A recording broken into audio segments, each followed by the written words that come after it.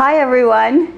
Welcome to the Table at Home live stream. We're going to be cooking up some food this morning. For people who don't know, who maybe are new to our Facebook page or to these live streams, we are a community food center located in Perth, Ontario. Today, obviously, I'm not at the center, as most of us are working at home at this time, and I'm in my home kitchen.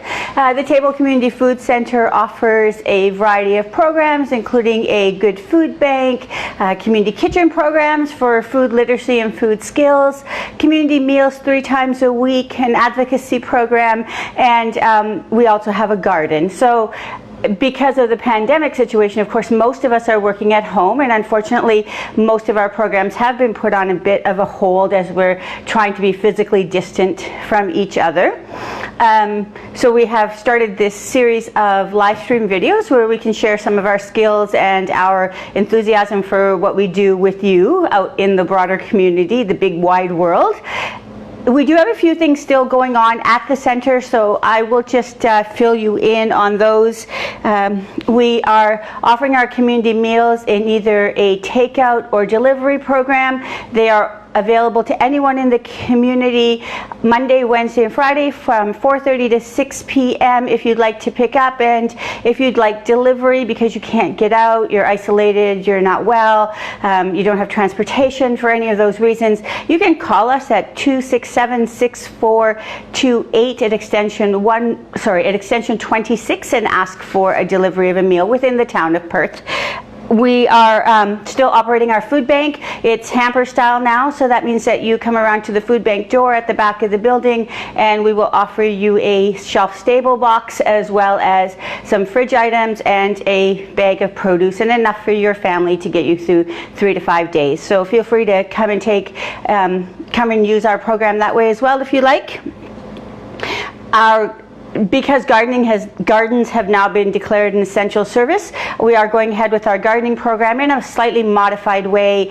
You need to be in touch with Joanna, our gardening coordinator, to find out when you can be at the garden and do some gardening or learn some gardening skills. Our advocacy team is still available for you if you need help with LEAP or ODSP, or just need someone to talk to. You can call the table at 267-6428. They are at extension 29. Of course, none of them are on site right now, but if you want to talk to someone, you can leave a message and someone will get back to you. Lastly, for people who have used our location to have their taxes done, the tax program is back and running again in a modified form, so you can drop off and pick up your tax forms there. All right, so let's just get started. So today I am going to do a mac and cheese. We've all had mac and cheese from a box. Every single one of us out there has had mac and cheese from a box. And as delicious and satisfying as it is, it comes with some of its sort of nutritional problems, which generally is a lot of salt, and it's an overly processed product to serve to your family. So I'm just going to teach you how to make a really quick mac and cheese. On the stove, you don't have to bake it. It's not particularly fussy. It's very accessible. You can pretty much get the sauce ready while the pasta is cooking, and it goes really quickly. And then we're going to move on to doing a salad to go with that and making our own dressing. For people who come to the community kitchen programs and work with me and learn some food skills, they know I joke a lot about salad dressing. It's like I have a personal mission to take down the salad dressing industry and teach everyone how to make a salad dressing. So the recipes will be uploaded after this session onto the webpage, and you can access them there. So let's start with our mac and cheese. I've got a pot of water that I started boiling just before we came on live here. So you're going to add, actually, you know what? I'm going to wash my hands first because I forgot. Hand washing is critical, especially right now. Let me just give my hands a good quick wash.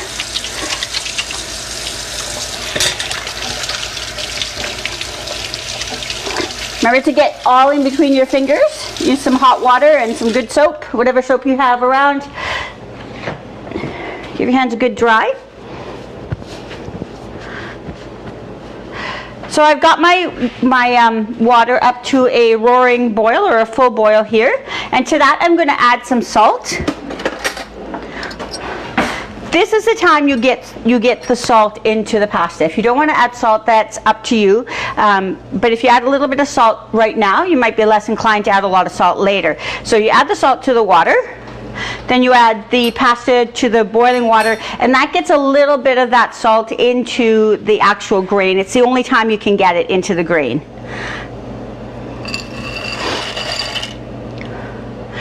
I like to give my pasta a little stir as soon as I get it into the water, just to make sure it doesn't all stick together. Now, the recipe actually calls for a full box of pasta, just so people know, because this doesn't seem like a lot of pasta. I'm making half the recipe. There's only like 2 of us here who are going to eat lunch, and I don't really want a lot of leftovers, so this is my way of dealing with that. So I'm going to get that back boiling. So while your pasta is boiling, it takes about 8 minutes to get this pasta cooked al dente, so that means to the tooth, which means it's cooked through, but it's still a little bit firm. I don't know why my water's not coming back to a boil, but there you go. That's the time I'm going to make the sauce, and it's going to happen sort of just all at once. I'm going to turn my stove on here. So this is a cheese sauce. It's made with a roux, and then you add the cheese to that, so you've got a nice creamy cheesy sauce that's going to go on your pasta. Now, the secret in this pasta, or the nutritional component in this pasta, is I add vegetables to it. So this one is going to have broccoli. I'm using a recipe that we have used often in a program at the table called Tiny Tastes, where we work with parents and children from the ages of 1 to 4 to get children engaged in cooking foods and enjoying a variety of food. You want your kids to enjoy a variety of food, offer them a lot of that while they're young, and get them in the kitchen. You know, they can be tearing lettuce as little as 2 and 3 and really enjoying it, and can get age-appropriate knives as they move on to be able to have some nice skills.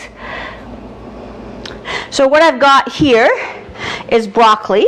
The recipe calls for about 4 cups of chopped broccoli florets. I'll do about 2.5 cups or so. I like broccoli. My cameraman, who's my husband, doesn't really like broccoli, but he'll eat it today. You can use the tender stems as well, because it is going to be cooked.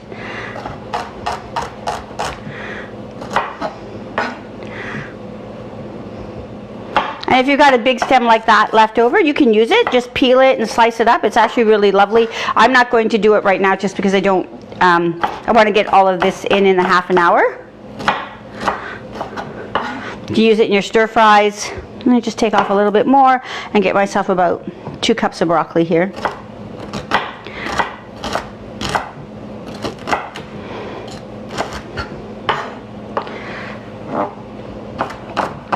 Chop it small enough that it's nice and tender after it's cooked, because your kids will like it a little bit more if it's tender. This is kind of like having your broccoli with cheese sauce and your pasta all together. So, everybody likes broccoli and cheese sauce, and almost everybody likes pasta, so you get the best of both this way. Turn that off. I'm going to set my timer for 5 minutes. Well, 50 minutes, but let's start again. And when that goes off, oh my goodness, sorry about that, folks. When that goes off, I'm going to add my broccoli to this pasta water for about 3 more minutes, and that will cook it up and make it tender enough that it won't be too crunchy when we're eating it. Everybody likes that creamy softness of mac and cheese. Okay, so I've got my broccoli ready. I'm going to get together the ingredients for the sauce. That's a small onion, minced. I've got half an onion here. I'm going to use all of it. This is one of those things that if you like more onion, use more onion. If you like less, use less. I want this relatively small. I don't want my onion to be in big chunks.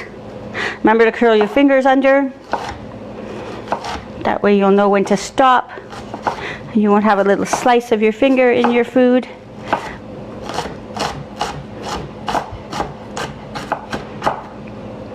You can do the rest of it because I like onion. And because what am I going to do with this? I'm not really going to put this back in the fridge. I'll just use it up. No vegetable left behind, as we say in my community kitchen programs. Okay, got my onion ready. I've got my broccoli ready.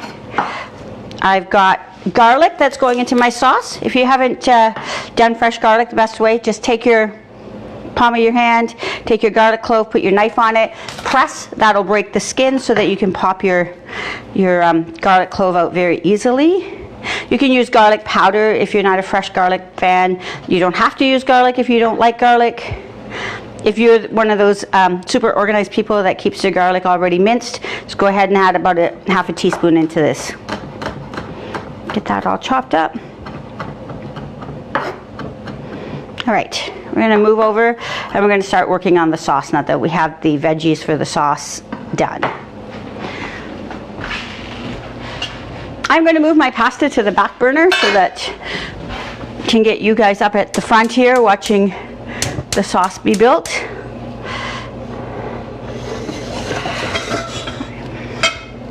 So the sauce starts with a roux, which is a thickened milk sauce, or a white sauce you might have heard it called. That always starts with butter and flour. This calls for 2 tablespoons of each. In the full sauce I've got a little bit less, but I think the important thing to remember when you're making a roux like this is it's equal parts butter and flour. So you can adjust the recipe a little bit, but start with the same amount of butter and flour. So I'm going to put in, I don't know, kind of like 2 tablespoons of butter there. I'm going to get myself a whisk, and as soon as the butter is melted, in this particular one, because I am using onion and garlic, I am going to add it now so that it cooks a little bit and you don't have that raw onion taste. Just looking for my bench press. My bench scraper. Not going to bench press right here, right now. So here we go. So we're going to just put that in. It's sort of on a medium heat so it doesn't burn. Give that a bit of a stir. And I'm going to let the onion soften for just 30 seconds to a minute here.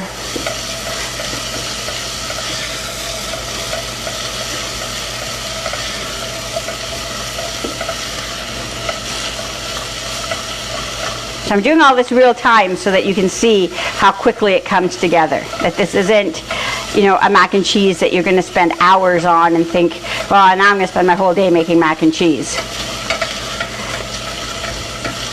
I haven't cheated too much. The only thing I did ahead of time was grate the cheese. Okay, so that's been in there for about 35-40 seconds. Now's a good time for me to put in my flour. I want the flour to cook out a little bit. That means I'm not going to add the milk right away.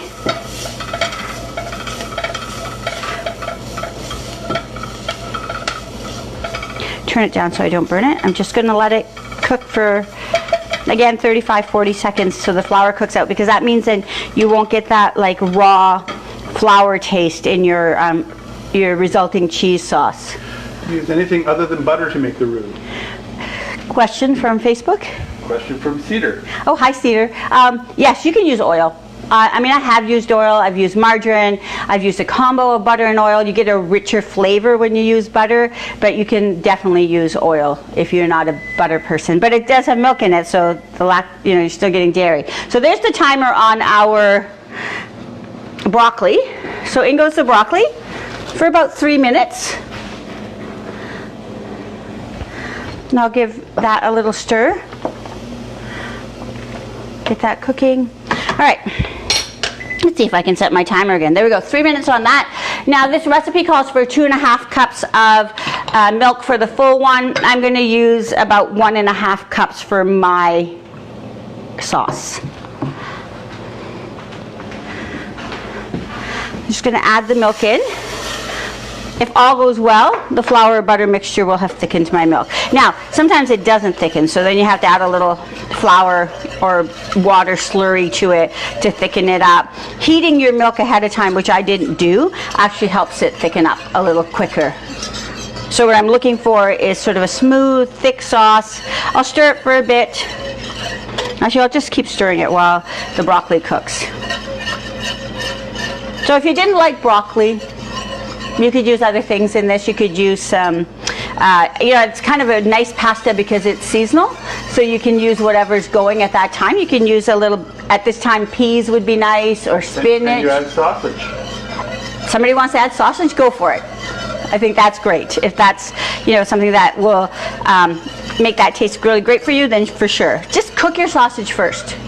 You're gonna have to cook your sausage because there's not really any place in this particular recipe to put raw sausage. Like you wouldn't want to put raw sausage in here unless you took it out of the casings and browned it, like you might do ground beef or something. But if you have some cooked sausage, you can certainly add it in here at the end, just before you add the pasta to this.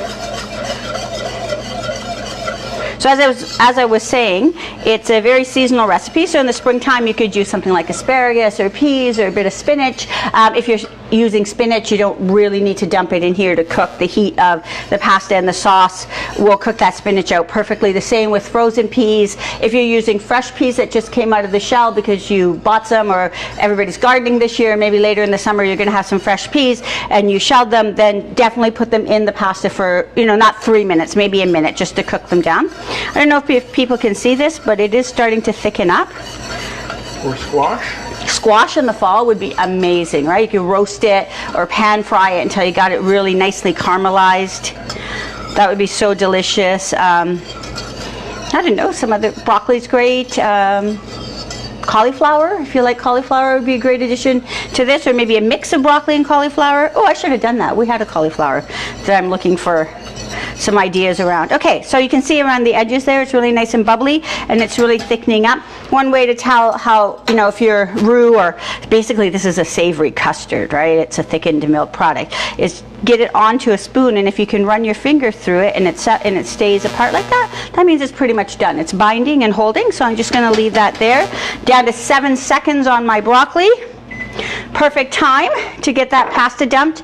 Pro tip: before you dump your pasta, and if you're going to add sauce to it, just keep yourself about half a cup of that pasta water. Those the residual starch in your pasta water will help your sauce stick to your pasta. So when I dump this all in here, if it's not sticking or it's separating or it's too thick, this is a great way to adjust that. And if you're doing a tomato sauce, you take your tomato sauce and put it on your drained pasta and stir it. Sometimes it kind of separates a little bit. You want to turn your heat up to sort of, you know, like a really low heat, and add a bit of the pasta water and stir it and bring it back together. I come over to my strainer here, and I'm going to move my broccoli over here, and I'm going to dump this out.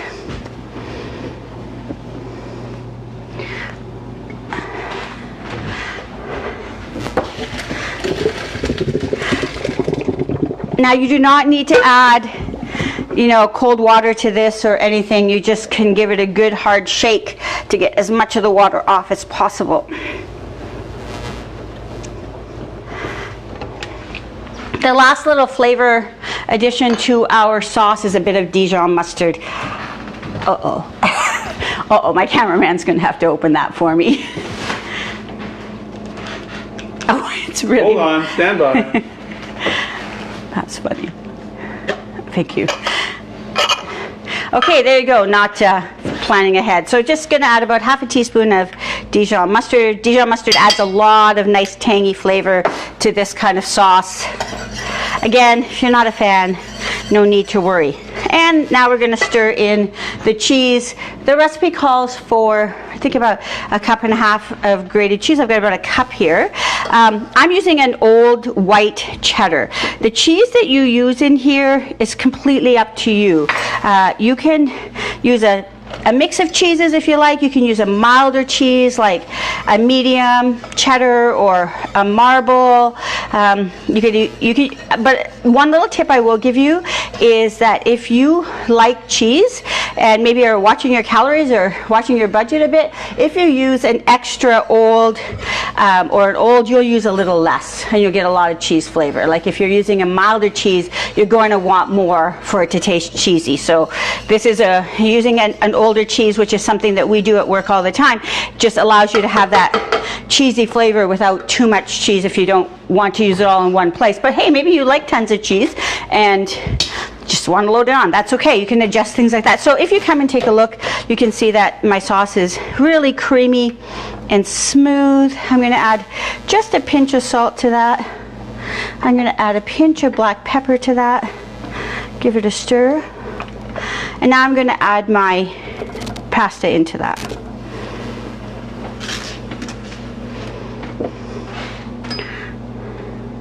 Get it all. Give it a stir. Now I seem to have a lot of sauce, so I'm good. I don't need to add that pasta water, but if this was kind of dry or maybe wasn't as creamy as this is, I could add a bit of that pasta water without making it watery. Okay, so you see, okay, 20 minutes and we have that done. So it's really quick and easy. You can use a lot of things out of your fridge or, you know, box pasta you have in your cupboard. Okay, second part, we're going to make a little dressing. I'm just going to move some of this stuff out of the way. Excuse me. Making a mess. Okay, on the website, I'm going to try and upload. Haven't done a PowerPoint upload yet, but I'm going to try and upload this little DIY dressing cheat sheet that I made for a group. If I can't get it uploaded, or if you want me to print you a copy, don't worry, but you can like send me an email or call me at the table or send me a Facebook message and I'll get one printed for you and you can pick it up. So as I said, we sometimes make jokes in my programs about how I'm out to like take down the dressing industry. And I did say on my Facebook post, you know, just sort of ditch the bottled dressings and make your own, because it's one of the easiest things, and it's not something that's complicated, and it's not something you need a lot of fancy ingredients for. You do need, I lost my cloth, but anyway, you do need some things. And I'm going to do a method where I'm going to show you how to make a dressing using proportions. So knowing the proportions means that you really don't even need to measure too much if you don't want. I'm going to shake my dressing up in a little bottle. This is a 1 cup mason jar. You could use a leftover little mustard jar or jam jar or anything like that. And what we're kind of going for here is 60% of this jar is going to be your base, which is your oil. So your oil can be anything you like. I've got olive oil here, and I've got canola oil here, or vegetable oil here. You can use a nut oil. I wouldn't use too much of a nut oil. I wouldn't use like all walnut oil. You might find that really strong. So I'm going to start with a lighter oil because I just want to make a lighter dressing today. So take my canola oil, my vegetable oil here. Well, that's slow, but we're going to get 60% in here. So if you didn't want a cup of dressing, you could use a little less of everything and make a little less dressing. We're almost there, folks. Maybe not. Okay, I'll do that with one hand and we can talk with the other hand. So then the next thing you need is an acid. And acid is anything with that, like, you know, acidic thing. Like I've got some vinegars here. I've got a white vinegar. I've got cider vinegar. I've got some balsamic vinegar. You could have red wine vinegar or anything like that. You could, instead of vinegars, you could use a lemon. No, I think that's enough. I'm going to make a little less, but I could use a lemon or a lime, the juice and the zest from that. I kind of have an idea in mind what I want today, so I'm not going to use that. I'm going to use some cider vinegar, so I don't have quite 60% there, but basically I'm going for 30%. 60% of the container is oil, and then 30% is acid, so it's a half and half. So I'm going to put some cider vinegar in here that, you know, will come to about here, so it's about half the amount of the oil. Probably going to use all that up too. Let's get that in there and I can show you. It's nice because it separates. Okay, I don't know if you can see that, but I've got about, you know, it's not quite 60%, but I've got half the acid that I have of the oil, which is what I want in this. The jar is actually a really nice way to get a visual, but I'm going to make another dressing in a bowl so I can demonstrate that. So you've got 60% oil, 30% acid, and 10% flavorings. So what are flavorings? Like, what does that mean when I say that? You want a balance in your dressing, so now that you've got some acid, you kind of want something sweet. I'm going to use some honey, and kind of doing an orange flavored, and I'm going to use some orange zest. I mean, if I didn't have honey, I could use something like marmalade, because that would enhance the orange flavor, or you can use any other jam. You could use maple syrup. We've got some maple syrup sitting back here, so you could use some maple syrup. You don't have to use any of that. You can just use straight up sugar. So there's like some sugar there, so it out so it doesn't taste too sharp or too acidic. So I'm going to add about half a teaspoon of honey here.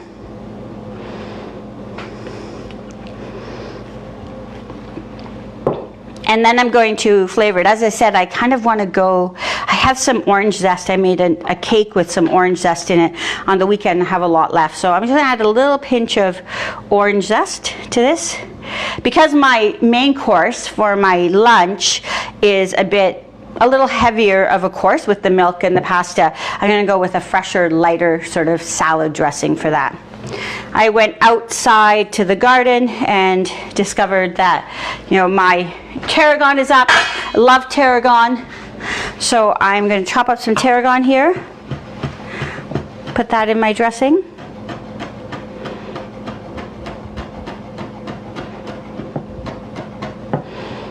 I use some for the other dressing, so I won't use it all in here. So in goes some tarragon. My chives are up. So here we go, some chives.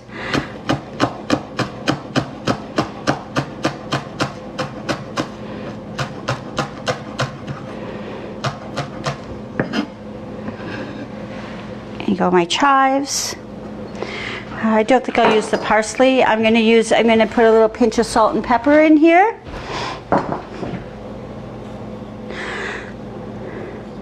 I'm going to give this a good shake. So this is definitely a vinaigrette. It's vinegary, it's light. Now I kind of like you give it a good shake and it comes together a little bit. If you want it to come together a bit more and be a bit more creamy mouthfeel, the way to do that is to add a little bit of Dijon mustard. So there's lots of different kinds of emulsifiers you can use. You can use Dijon mustard to make your to bring everything together. An emulsifier is something that will bind all the other ingredients of the salad dressing together. So you can use Dijon mustard. You can use yogurt or mayo for that. Get a little bit more of a creamy dressing going. We're just gonna put the mustard in there a little bit. Now, I'm not really measuring, right? You're seeing that, but I've gotten really used to making salad dressings. I don't think I've bought a salad dressing in probably 25 years, and you will too. You just have to experiment and try some flavors you like. You can certainly, on my little DIY salad dressing thing, there are some measurements so you get some ideas beyond just like the 60-30. So, you know, just whatever oil that you want to use and then half of that amount in your acid. So that is that salad dressing done. We should try it, right, Anthony? Okay. Try it on a piece of green or something, not just like on the end of a spoon, because then you're going to see what it really tastes like. I learned that from somebody a long time ago, and I thought that's a great tip, because if I put it on this little piece of arugula, I know how it's going to taste on my salad.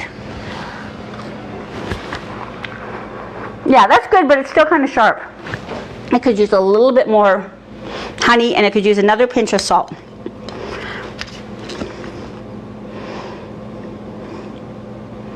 So just, ooh, that might be too much. But anyway, honey and more pinch of salt. And we'll just give it a good quick and let it kind of, good quick stir, shake, and let it kind of, you know, sit there and bind together while we make the salad.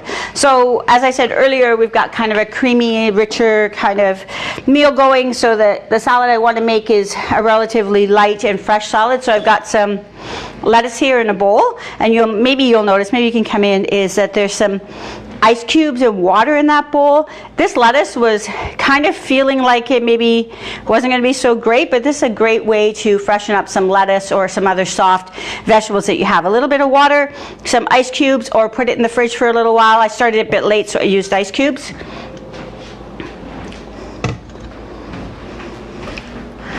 I'm going to give my salad a bit of a spin.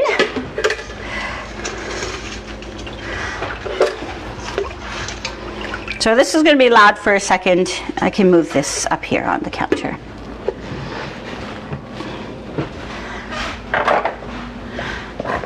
So many ways to dry lettuce, right? I find a spinner works the best, but there have been lots of times I haven't had a spinner. Had this one for quite a while, but I haven't had a spinner, so I've rolled it in a bit of paper towel or let it drain in a colander for a while and then rolled it in a paper towel. You do try and get your salad greens dry, because then your dressing will stick to them. What would you add to make a tomatoey dressing?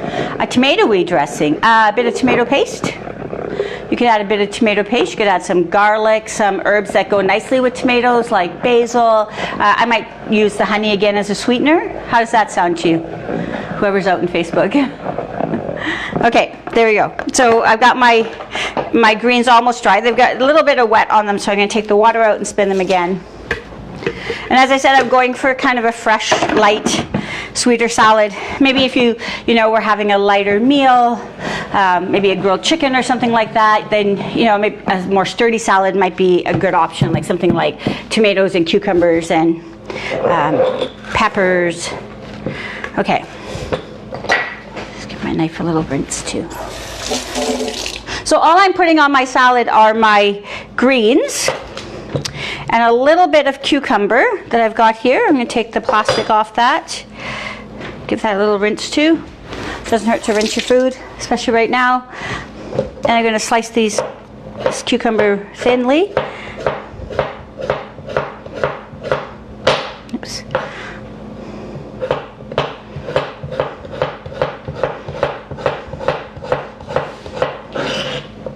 I'm going to go over here and grab myself a nice plate for my salad.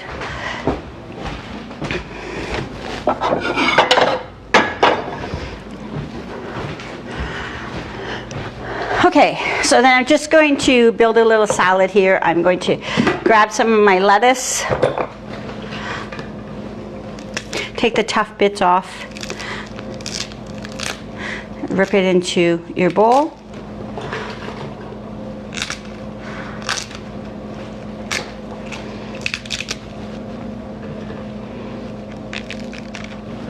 Okay, that's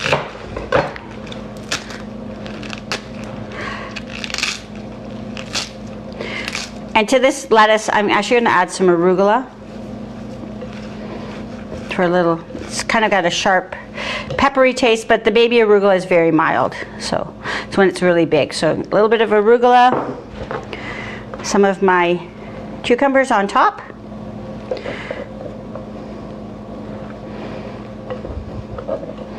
And because I had some in the fridge, and because you shouldn't be afraid to try this, the little fruit in your salad, everybody likes, you can put mandarin oranges. I've got blueberries, so I'm just going to put a few blueberries on top of our salad today. And a little hit of crunch with the sunflower seeds. So that's my salad that's going to go with my lunch today. I'm actually not going to put the dressing on right now because it's a delicate salad and you want to put the dressing on just before you eat it so that nothing wilts. Now if you were going to make a salad out of, say you're going to have a broccoli salad or a cabbage salad or a potato salad, those are salads that you can put the dressings on ahead of time and let them marinate so that the vegetables soften up a little bit and they really absorb all the flavors of your dressing. Now I did say we were going to make a creamy dressing, so let's do that so that you can see a different kind of dressing. So this one I'm going to do in a bowl. I'm going to start, so think of this as kind of your homemade ranch. I'm going to start with a clove of garlic that I'm going to chop up. Again, kind of fine if you don't have garlic or you don't like the bits. This is a great time to use garlic powder or granulated garlic.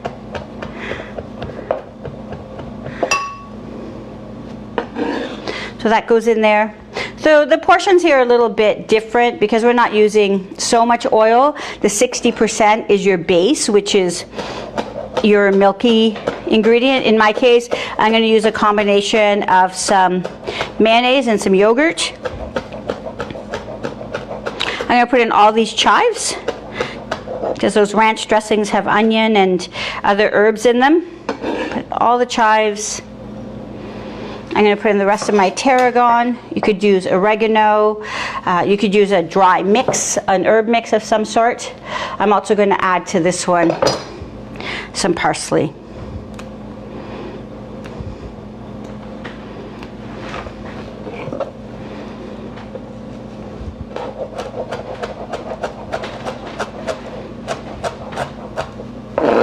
goes in there. I'm going to start with about a 1/4 cup of yogurt and a 1/4 cup of mayonnaise in here. I'm going to make about 3/4 of a cup of dressing in the end. And you can do your oil dressing in this as well, in something like a bowl instead of a jar. So about a 1/4 cup of yogurt. Here's the mayo. Go. A 1/4 cup of mayo. Set those aside in case I need a bit more. I'm going to use honey again because it's kind of the sweetener I like.